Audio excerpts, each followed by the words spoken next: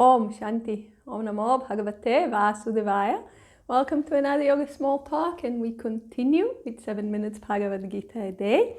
We are reading from chapter 6, the Yoga of Meditation, and we are just about to conclude our discussion of verse 16. So let us read it again. Verily, yoga is not possible for him who eats too much, nor for him who does not eat at all, nor for him who sleeps too much, nor for him who is always awake, O Arjuna. So this verse brings to us the principle of moderation in eating and sleeping. So we were reading from the beautiful commentary of Swami Sivananda that was describing to us what does it mean to be moderate in eating. And Swami Sivananda gave us a very, very simple formula. You should eat neither more nor less than what is actually necessary for maintaining the body in a healthy and strong state. So two very important principles that come up from this beautiful sentence is, first, also when it comes to moderation, like many things in yoga, it is very individual. For some body types, they need to eat a lot to keep themselves in good shape, maintaining the body in healthy and strong state. They actually need to eat a lot, or they need to eat more than this or less than that, etc. For some other body types, less food is sufficient. So it's not some general catch-all formula. One needs to be in communication with one's own body and see how much is actually needed to keep the body healthy and strong. Very, very individual. And the second principle, as we were saying before, is that the purpose of eating is not passion or as some form of pleasure. It is to keep the body healthy and strong in order for us to do what? To meditate. This is how yoga tells us that we should consider our food and our eating, and based on that, decide what and how much. So this is applicable to food, and it's also very applicable to sleep in the same way. So how much do we need to sleep? The amount of sleep that is needed in order to keep our body healthy and strong. Very simple. And again, very, very individual. For some people, 6 hours, good enough. For some people, rare, even less. For some people, 7 hours. And again, it also depends. For instance, when we are ill or when we are recovering from some illness, we will need to sleep more. The body will need more recovery time. And this is also, of course, also applicable to our diet.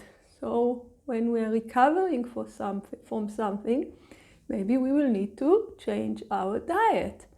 But assuming that we are generally healthy and we know the needs of our body, we should see, okay, how much do I need to sleep to stay healthy and strong? This is what is prescribed here.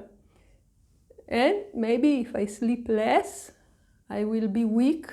I will not be able to sit for meditation. Swami Sivananda, regarding sleep, tells us to try and reduce, especially if we come from habits of oversleeping.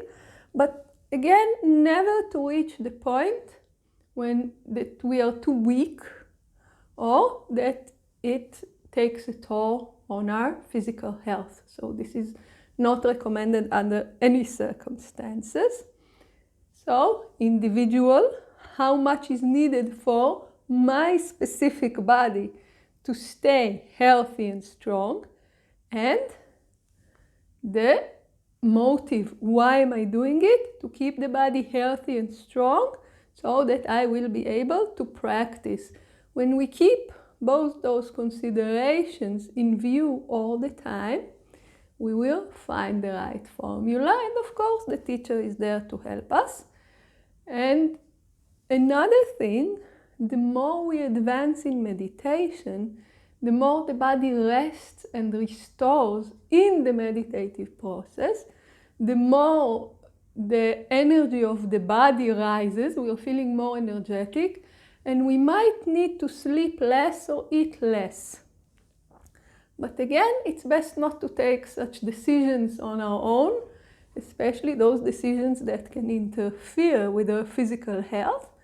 We can ask our teacher, okay, I'm feeling more energetic, I want to sit for more practices, and it might mean that I'm sleeping less, or I don't have a need to eat so much, so maybe I should not be eating the quantities that I was used to eat. So we consult and we find the best way, but the principle is moderation.